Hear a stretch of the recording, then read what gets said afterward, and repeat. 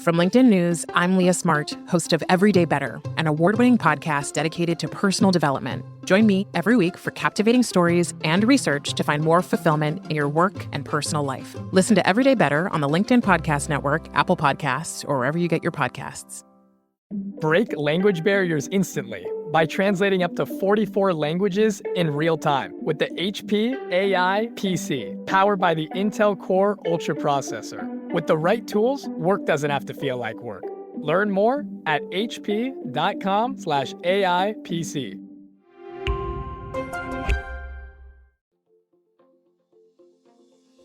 Hello, my fellow negotiators. Did you know I once had a listener share that after listening to our podcast, she was able to negotiate a $53,000 raise? And you know what I told her? Where is my commission? Just kidding. But the real story is, this was after years of being too afraid to negotiate. But after listening to a couple of episodes on salary negotiation, she felt equipped with the confidence and tools to ask for the payment she deserved. And that, my friends, is the power of negotiation. And through a subscription to our new membership community, Negotiate Anything Premium, we're taking that power to the next level. With customized playlists based on our most popular topics, you'll be able to find the episodes you're looking for much faster and much easier. A tool that comes in handy as you're getting ready to prepare for an important negotiation. Even I find myself asking, which episode should I listen to before heading into a high-stakes negotiation? And you might be saying, but Kwame, you're the ones having the conversations, but I forget, so I listen to the episodes multiple times, okay? Now, here's the thing about Negotiate Anything Premium. It'll allow you to dive deeper into the specific situations you're facing, whether it's a salary negotiation, an important business meeting, or an emotional conversation with a loved one. Bonus for you, in addition to ad-free and extended episodes, premium members will have exclusive access to solo episodes and insights from yours truly. And as you know, it will be very dry and very boring because I have no sense of humor. And this is something that you all have been asking for. I'll also be offering personalized answers to some of your most burning questions through our Ask Me Anything feature. If you've been enjoying our traditional feed, imagine the value a premium subscription can offer. I've felt the benefit of negotiation firsthand, and it is life-changing. Many of you don't know this, but my journey has taken me from people pleaser to a confident negotiator because I was able to do two simple things. Through negotiation, I was able to first change my mindset, and then I was able to improve my skill set. And that is what will happen for you when you join Premium. I've already seen the impact of these skills and the power of this model, not only in my own life, but also in the lives and careers of our clients all around the world, my family, my friends, and our team here at ANI. And I am confident that it can do the same for you. Now, are you ready to negotiate more of the best things in life? Check the link in the show notes to learn more. I'm excited to continue the conversation. I'll catch you later.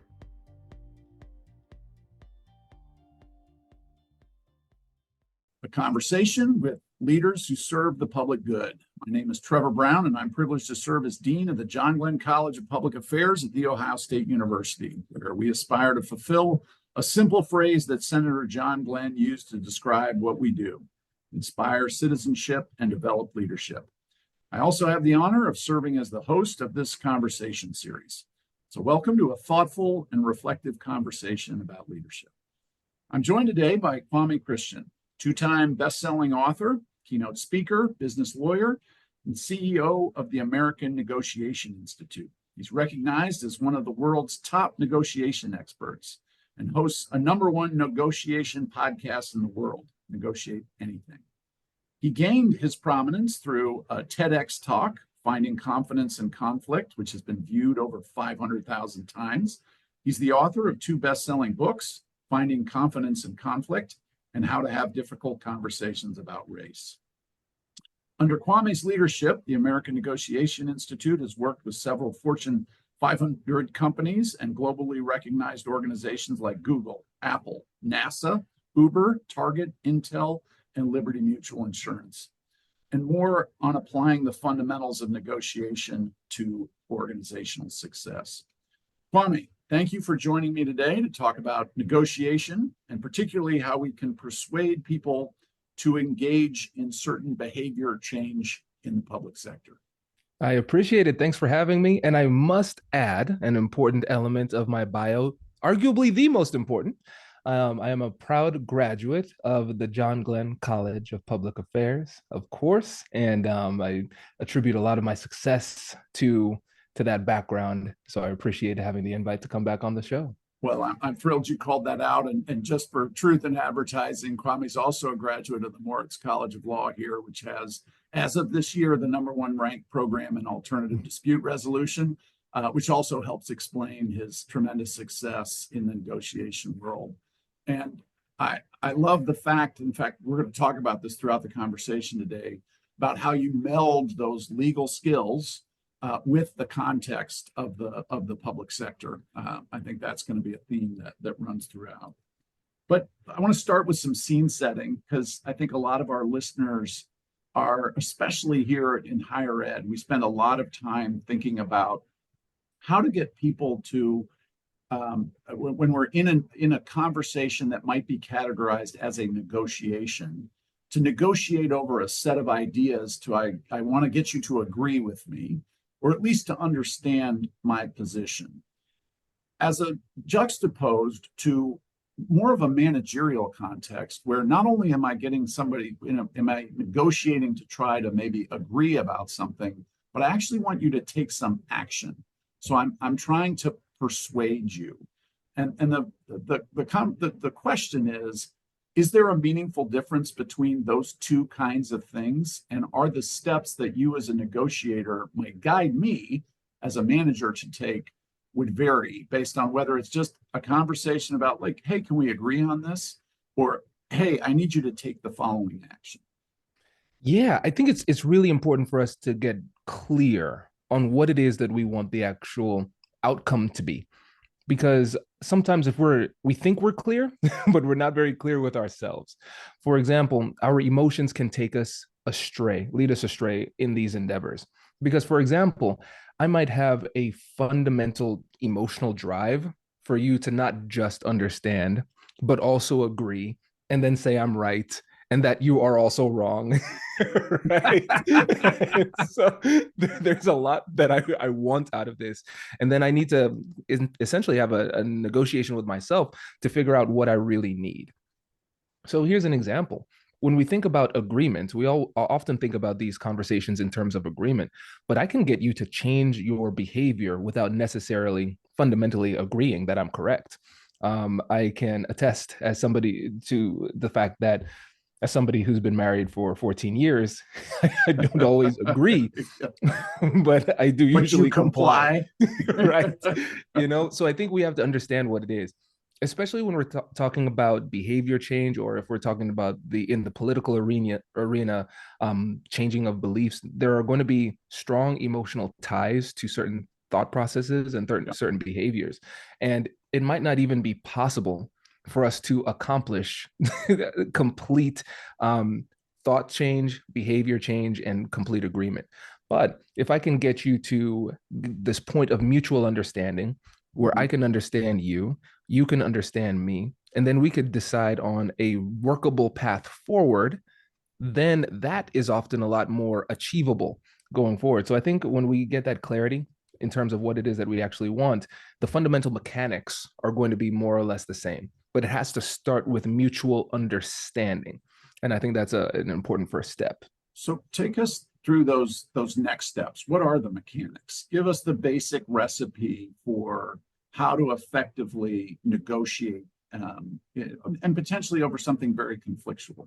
Yeah, I like this this flow here. When we talk about persuasion for us, we think about it in terms of diffuse, connect, persuade. So first, I'm going to assume that there's some level of emotionality here. So I want to diffuse that emotion, the strong emotion, because it's going to be difficult for the person to process what it is that I'm saying if they're highly emotional. And then I want to create a connection. So I want to empathize. I want to understand, create that foundation of mutual understanding. And then once I build that foundation of trust and empathy and build some rapport, then I can persuade. And what's really interesting, Trevor, is that if you can sequence it in this way, if you can diffuse the strong emotions and just connect, a lot of times the persuasion can happen almost organically, but we don't give it that space.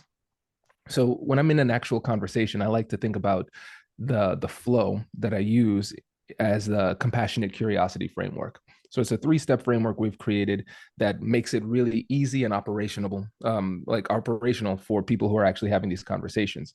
So when it comes to diffusing, what we're going to do is first acknowledge and validate the emotions in the room.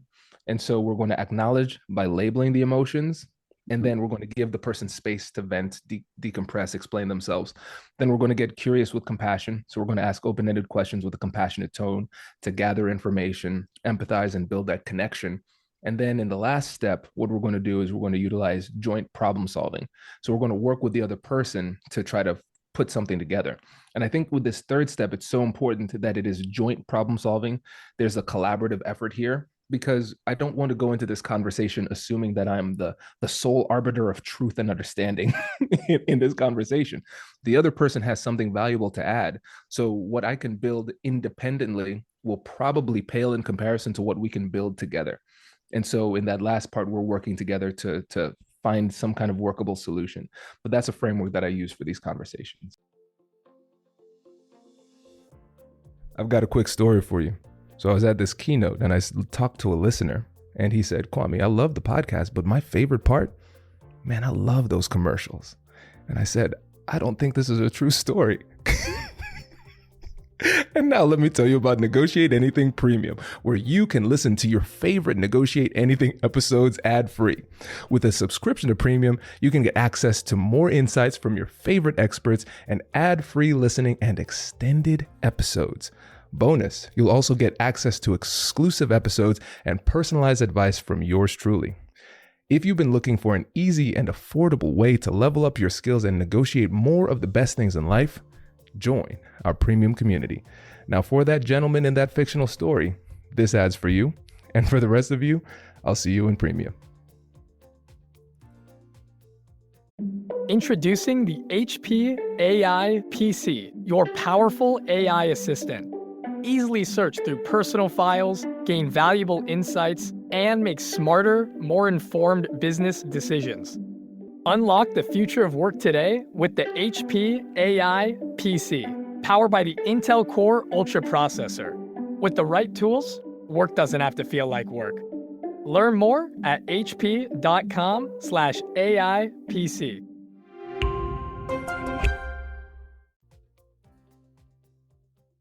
So that is very helpful and on the face of it, super straightforward. I imagine the execution is a lot harder than it sounds, but I want to build off your last point about joint problem solving and actually go back to the beginning where you're trying to diffuse emotions.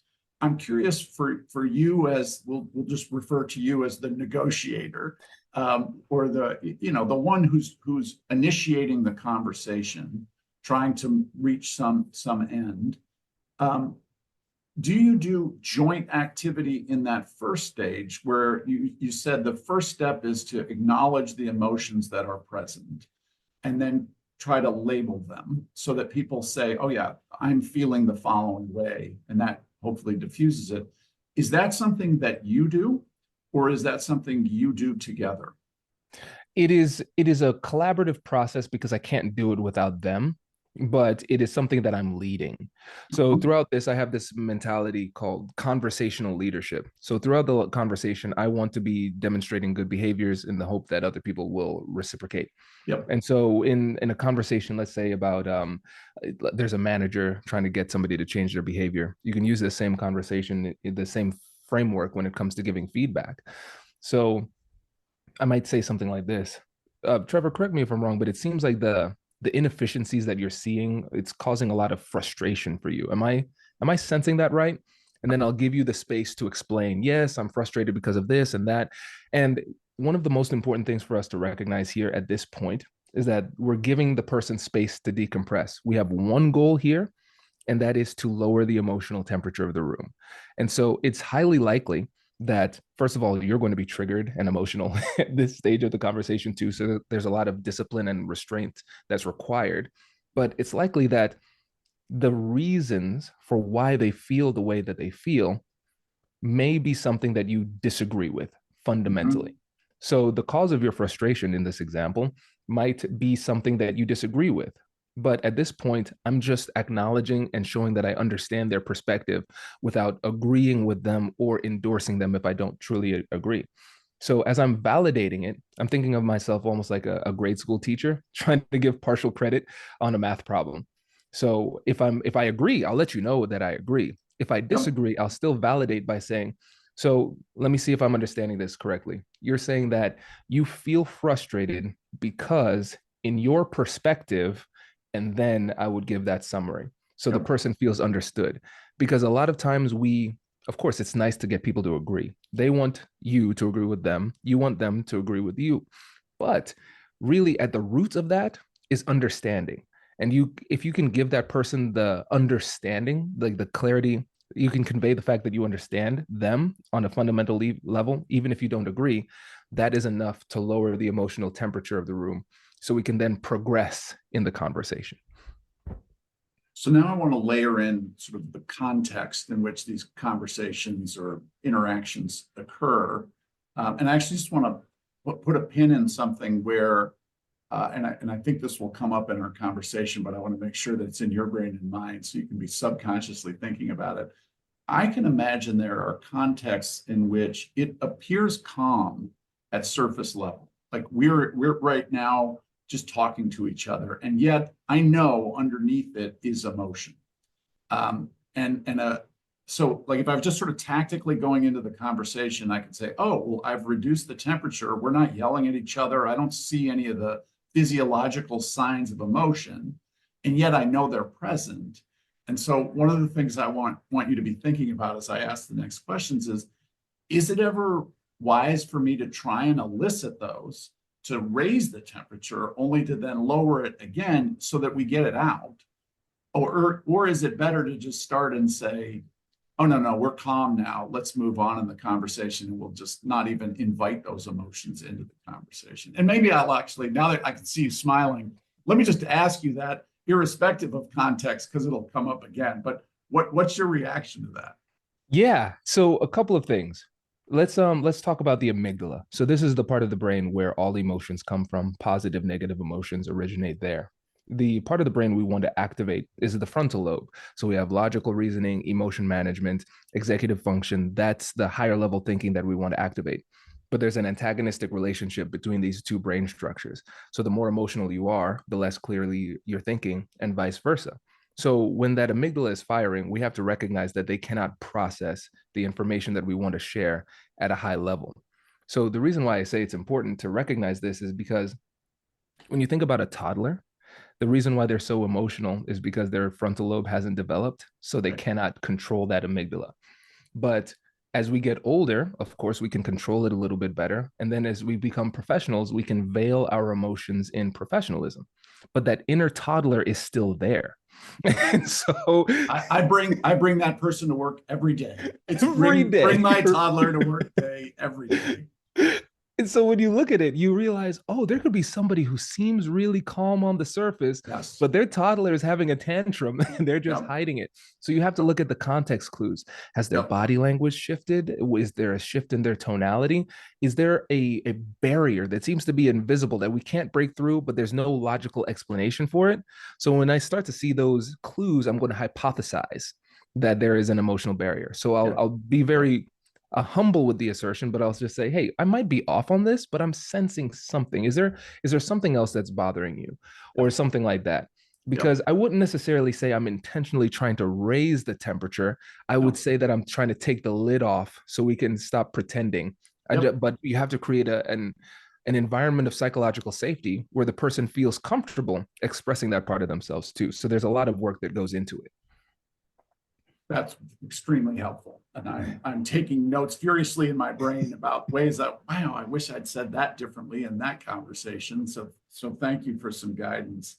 So how much does the context, the organizational context of these interactions matter? So you just gave a great sort of generic example of how as we age and mature and wind up in a job, we might have developed some norms of behavior that cause us to, bury our emotions in a work context. Whereas in other contexts, it's fully acceptable to sort of let your inner toddler out.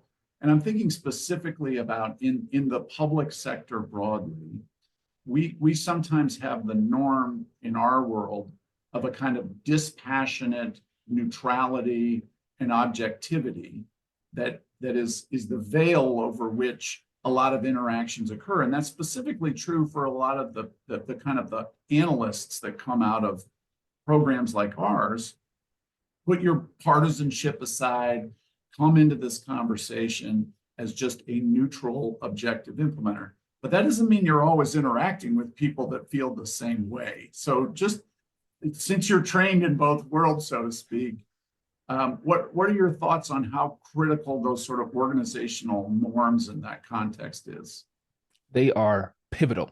They are so critical. So let's zoom out and then zoom back in. Okay. So in order to be an effective negotiator or a conversationalist in these situations, you have to consider three things, three dimensions. So mindset. Are you confident enough to have the conversation? Do you believe you have what it takes to have these conversations? Then we have skill set. Do you actually have the tools that are required to succeed in these conversations? But then also culture. Is the culture one that actually encourages constructive conversation? Does it stifle constructive conversation? Does it encourage respectful dissension where people can speak up? Those type of things. So you can have a really great mindset. You can have an incredible skill set, but a great mindset and a great skill set in a culture that inhibits effective communication will still struggle. Yep. And so that cultural element, the context that we find ourselves in during these conversations are going to be really important. So it's not to say that we cannot break through if the culture does not really encourage these kinds of conversations. It will just be more difficult. So we have to figure out what those cultural and contextual nuances are and figure out how we can navigate through those in order to still be effective in the conversation.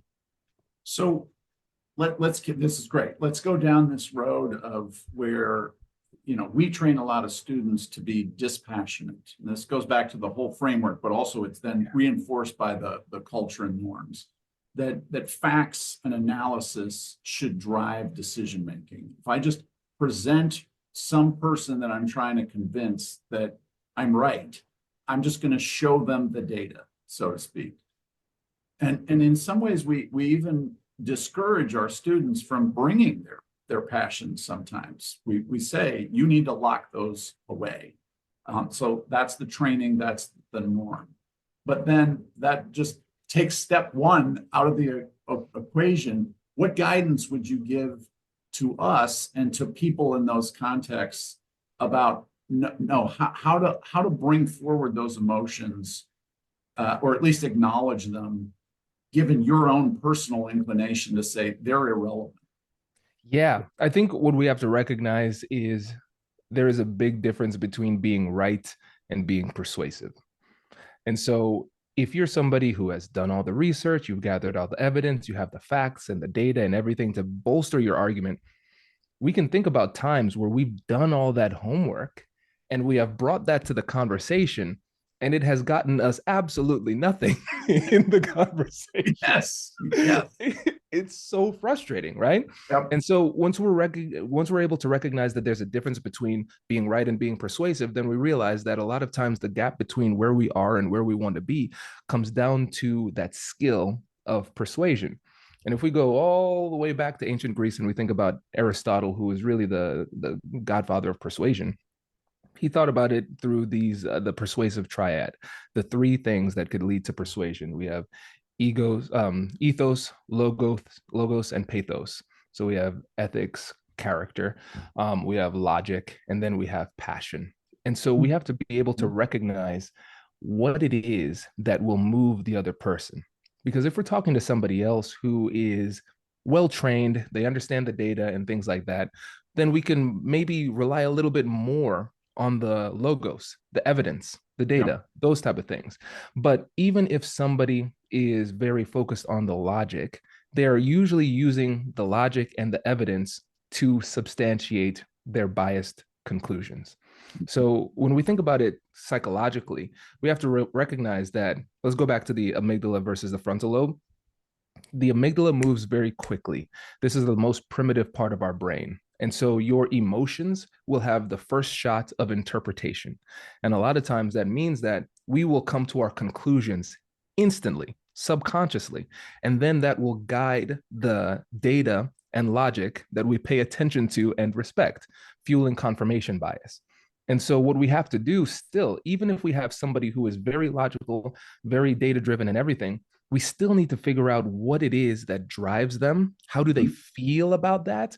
Because that will change their entire orientation about their perspective on the data and the logic and the evidence. So we still need to have a little bit of the pathos, which is the passion, the emotion. We still need to have the ethos, which is the character. Like, who are you in this conversation? What makes you a trustworthy communicator in this too? And so a lot of times what you'll find is that somebody is really, really good at logical thinking, and the data and everything like that. But those two other elements of persuasion are often overlooked. So again, super helpful. I want to talk about sort of two types of interactions. One are repeated interactions. Think a manager with an employee or a manager with a supervisor above them, where I'm repeatedly interacting. How do I get to know what their motivations? What guidance would you give me? And then after that, I want to ask, what if I just met somebody and I'm in an almost spontaneous negotiation? What are cues for me to know what their pathos is? So start with the first, like what's just guidance in, and again, a managerial context. What are the best ways to get to know the motivations of those that I might work with? And Trevor, just disclaimer here, my goal for the rest of this conversation is to be as underwhelming as possible. because the answer to that is so almost insultingly simple. And it is listening. Yep. That's really it. After over 1,000 episodes of Negotiate Anything, I realized that in order to be a better negotiator, you just need three things. Again, you're seeing the commonality with three, right? Yep. You need to be a better listener, you need to ask better questions, and you need to be able to manage emotions, both yours and the other person. Yep. So let's bring that to the conversation with the manager. So I need to be a better listener. And no matter how good you are at listening, there is always room for improvement.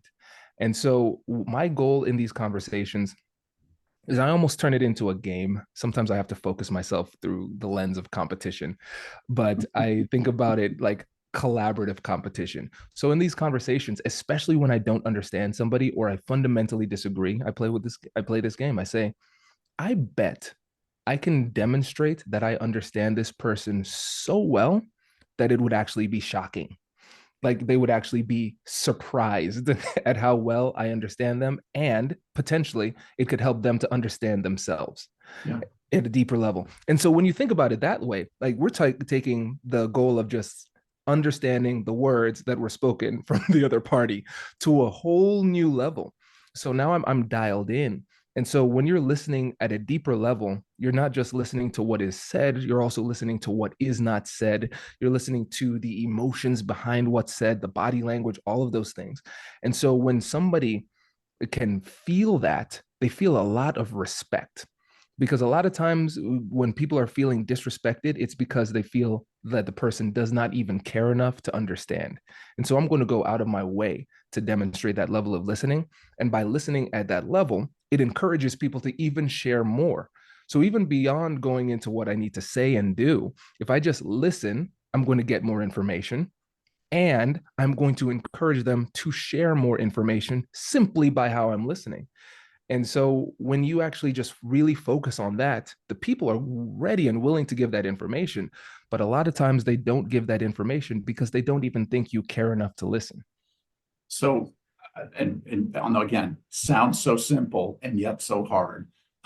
So again, in a repeated work context, this makes eminent sense to me. And I can hear myself and as you say, always room for improvement. But I want to come to know the people I work with. I want to know what they enjoy doing. I want to know what they get pride out of in a work product, if we're and then say, wow, that looked like you really felt good about that, and that gives you the ability to reinforce that later, right? But in a moment in which I'm just met somebody, what are some very tactical ways of, like you just said, of I'm gonna demonstrate to you in as short a time as possible that I am listening to you and I am understanding you, knowing that there's some transaction we're trying to engage in. I'm trying to convince you of some argument, and I want you to take some behavior or whatever it may be. How do I listen deeply but efficiently in a first, or the limited time period? Yep. So let's use a combination of tools here. So we have compassionate curiosity, and then I'm going to introduce the empathy loop, and then also the question funnel. Great. So we talked about compassionate curiosity: acknowledge and validate emotions, get curious with compassion, join problem solving. Then with the empathy loop, what we're going to do is this systematizes the listening process. So when somebody speaks, we're going to listen, and then we're going to summarize it. We're going to say something like, correct me where I'm wrong, but it sounds like you're saying this, that, and the other. And then we're going to ask them to actually correct us. So we're not going to advance in the conversation until they say, yeah, you got it, right? Yeah. So it's listen, correct me if I'm wrong, but it sounds like you're saying this. Am I close on that? Is that a fair synopsis? However you want to, whatever words you want to give to it, go ahead and use that. But it's that process of listening. So I'm not going to just ask questions. I'm going to listen systematically. Yep. And then with the question funnel, what I'm doing is I'm starting the conversation off with really broad questions at the beginning. And then I'm getting more specific as the conversation goes on. So for example, when I was mediating, one of my favorite questions to start off with was, how did we get here? And which seems almost silly because I read the whole case file. They've been litigating for over a year. I know I know why we're here, right. But I want to hear it from you. I've never heard it conversationally. And so as I'm listening for a few things, some clues. So I'm going to listen to deviations in tone, pace, and then I'm tone and pace. And then I'm also going to listen to repetition. What do you keep coming back to? And then I'm also going to pay attention to body language. And I don't know what all these things mean, but they are clues for deeper levels of curiosity. Yep. So I'm asking you to explain your perspective on this, but there's a key word that you keep on coming back to. You keep on coming back to fiscal responsibility. You mentioned that 3 times in your response. Interesting. My next question might be, Trevor, you mentioned fiscal responsibility. Can you tell me what that means to you? Yeah. And then we just keep on going down. So we're just following this trail of breadcrumbs, but just cycling through these really foundational conversational skills as we do it.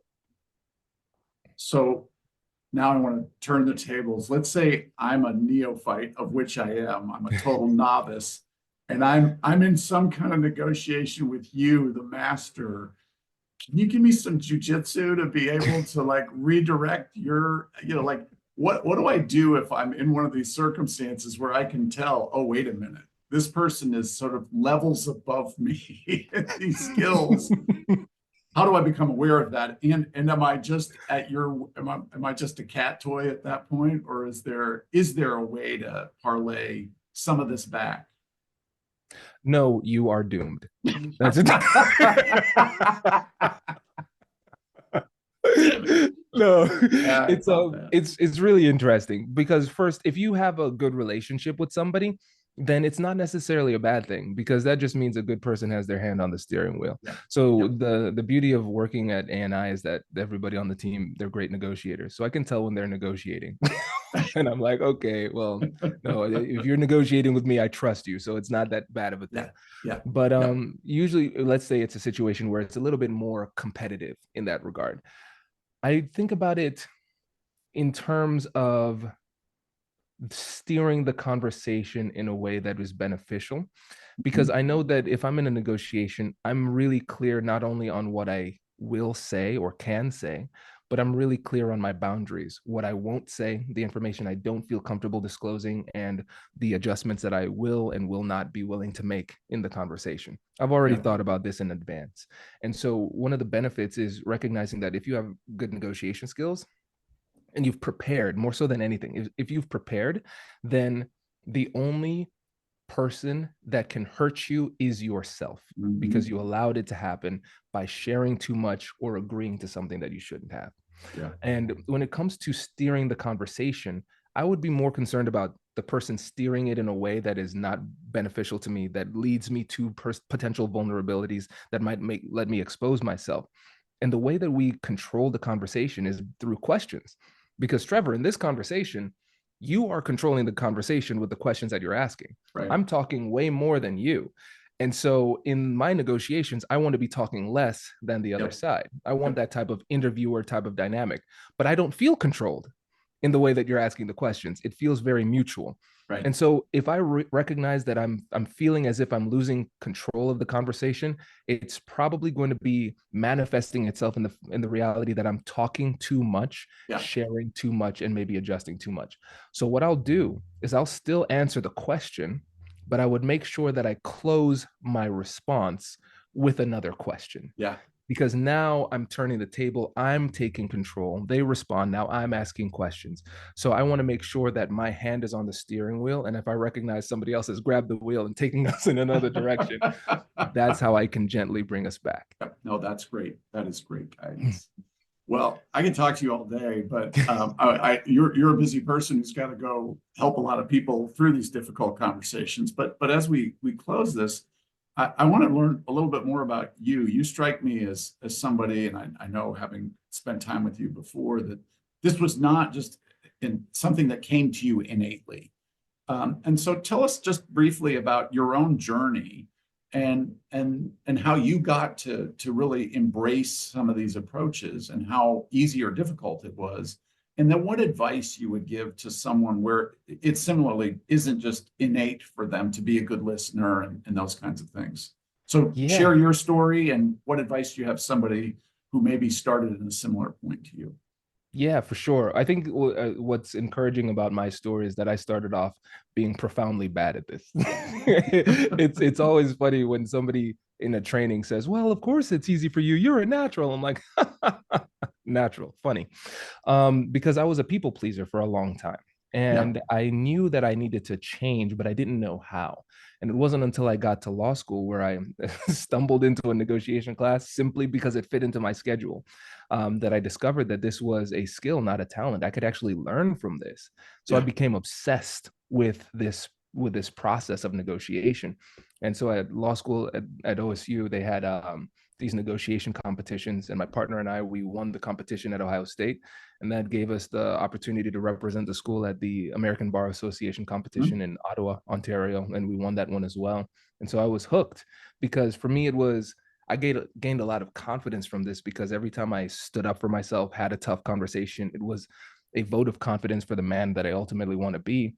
But then I also recognize that if I'm struggling with this, other people are struggling with this.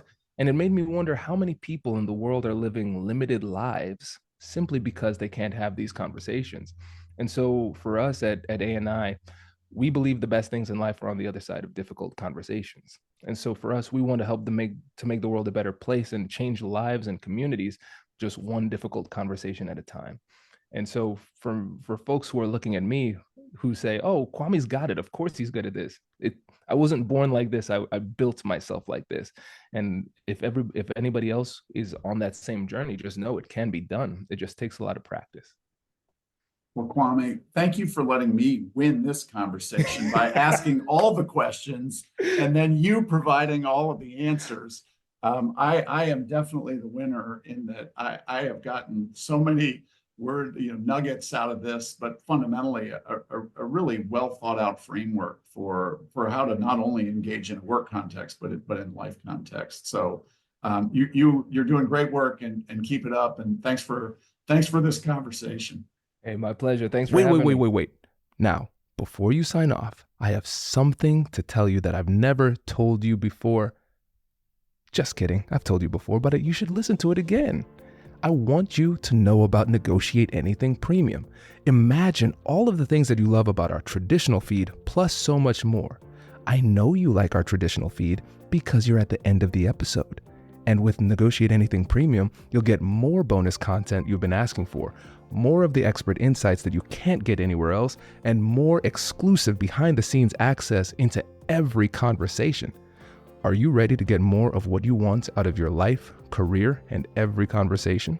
With Negotiate Anything Premium, you'll have access to more high-level, custom-designed content and insights, giving you the tools you need to negotiate higher salaries, better deals, and better relationships in your life and career. Once I had a listener share that Negotiate Anything helped her to negotiate a $53,000 raise. Could this be you? What would that mean for your life? I've seen firsthand the impact this model has had on my life and the lives of my corporate clients, and I am confident that it can do the same for you. Are you ready to negotiate more of the best things in life? Click the link in the show notes to learn more. I'll catch you later.